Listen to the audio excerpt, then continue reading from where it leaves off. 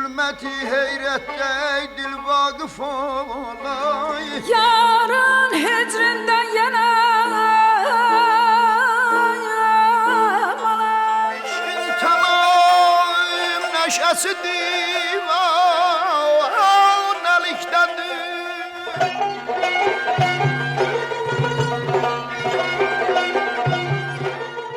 Semalardan gelen ses, muğam sedası.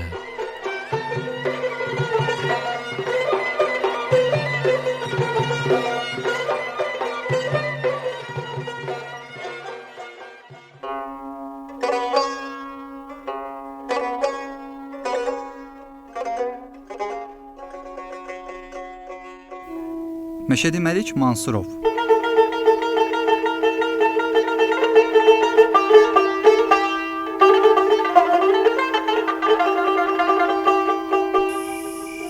Bakı gecələri.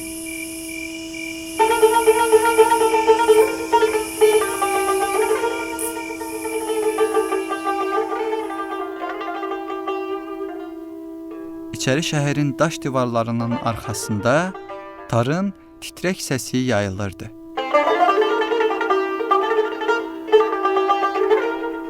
Dar küçələr boyunca səslənən muğam sədaları insanlara sirli bir cazibəyə çəkirdi. Hər kəs bilirdi. Musiqi səsi hardan gəlirsə, deməli Məşədi Məlik bəyin evində məclis var.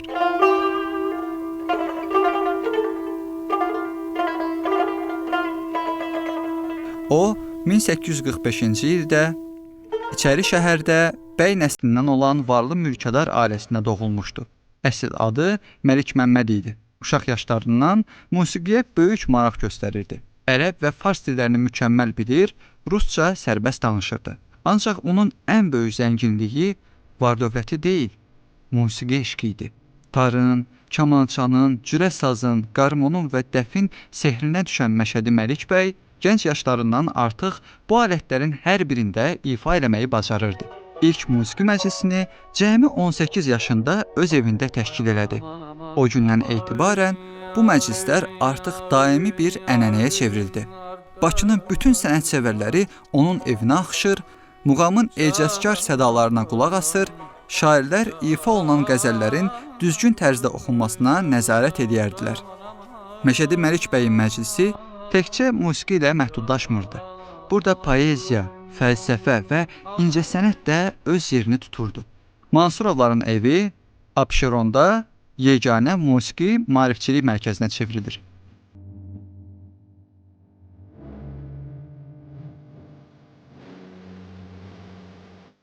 (1863-cü ildə onun İçəri şəhərdəki evində ilk rəsmi muğam məclisi keçirildi. Bura o qədər məşhurlaşdı ki, Üzeyir Hacıbəyov, Müslüm Maqamayev kimi gələcəyin dahiləri bu məclisə qatılmaq üçün tələsirdilər. Həmin məclis bir məktəbə çevrilmişdi. Bura konservatoriya kimi fəaliyyət göstərirdi. Xanəndələr səsini sınamaq, musiqiçilər məharətini artırmaq üçün bura gəlirdi. Muğamın sirlərini öyrənmək istəyən hər kəsin yolu bu evdən keçirdi. Məşədi Məlik bəyin musiqiyə olan sevgisi təkcə öz evinin divarları ilə məhdudlaşmırdı. O, limanlarda, vağzalarda adamlar qoymuşdu ki, şəhərə musiqi aləti ilə gələn hər kəs onun evinə gətirilsin. Çünki o, inanırdı ki, hər musiqiçi özündə bir xəzinə daşıyır. Onun evinə gələnlər böyük ehtiramla qarşılanır, ifa etdikləri musiqi dinlənilir və sonra izzətlə yola salınırdılar.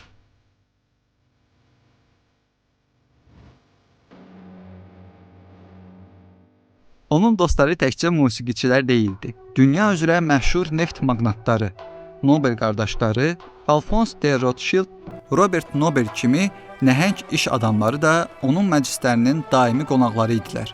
Məşədi Məlik bəy sənət və biznes insanlarını bir araya gətirməyi bacarırdı. Bakı küçələrində bir deyim vardı. Əgər musiqi səsi eşidirsənsə, bil ki, bu Məşədi Məliyin evindən gəlir. Onun məclisləri xalq arasında muğam sənətini yaymaqda, yeni xanəndələri yetişdirməkdə müstəsna rol oynayırdı. Gənc ifaçılar bura toplaşar, sanki imtahandan keçərdilər.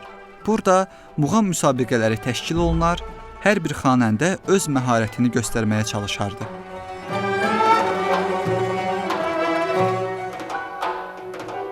Zaman keçdi, nəsillər dəyişdi. Amma Məşədi Məlik bəyin adı hələ də muğam tarixində yaşayır. İçəri şəhərin qədimdaş divarları bu gün də onun evindən yüksələn musiqinin xiffətini çəkir. Muğam sədaları isə hər dəfə tarın, kamançanın, qavalın səsində dirçəlir, yaşayır, yeni nəsillərə ötürülür.